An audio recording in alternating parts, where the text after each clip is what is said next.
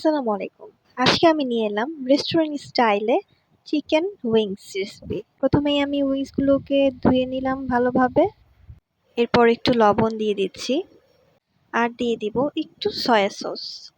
দেওয়ার পরে ভালো মতো মিশিয়ে নিব।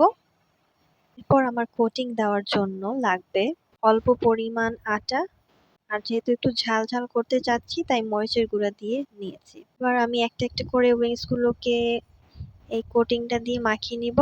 আমি ডাবল কোটিং দিব। প্রথমবার এটার গায়ে আটা মাখিয়ে আমি একবার পানি দিয়ে ধুয়ে নেব, এরপর আবার এটার গায়ে আটাটা মাখাবো যেন এটার কোটিংটা ভালোভাবে থাকে, আটাগুলো ভাজার সময় খুলে খুলে যাবে না। এরপর একটা একটা করে আমি সবগুলো রেডি করে নিয়েছি, আপনারা দেখতেই পাচ্ছেন। 10 মিনিটের জন্য রেস্টে রেখে দিব। অপরদিকে আমি একটা কড়াইয়ের মধ্যে তেল গরম করতে দিয়ে দিয়েছিলাম। তেলটা যখন গরম হয়ে আসবে আমি একটা একটা করে আমার উইংস গুলো তেলের মধ্যে ছেড়ে নিব। এরপর এটাকে ভালোভাবে ভেজে নিতে হবে। আমার উইংস গুলো ভাজা হয়ে গিয়েছে। আমি সেই ভাজা তেল থেকে একটু তেল একটা কড়াইয়ের মধ্যে নিয়ে নিলাম। এখন একটা রসুন কুচি করে দিয়ে দিয়েছি। রসুনটা ভাজা হয়ে গেলে এটার মধ্যে একটু চিলি ফ্লেক্স দিয়ে দিলাম।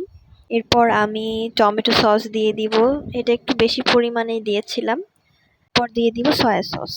এই মিক্সচারটাকে ভালো মতো নেড়ে চেড়ে কিছুক্ষণের জন্য জাল করে একটু ঘন করে নেব। ঘন হয়ে আসলে আমার ভেজে রাখা উইংস গুলো আমি দিয়ে দিব এটার মধ্যে। এরপর ভালো মতো নেড়ে চেড়ে এই তো রেডি হয়ে গিয়েছে আমার উইংস।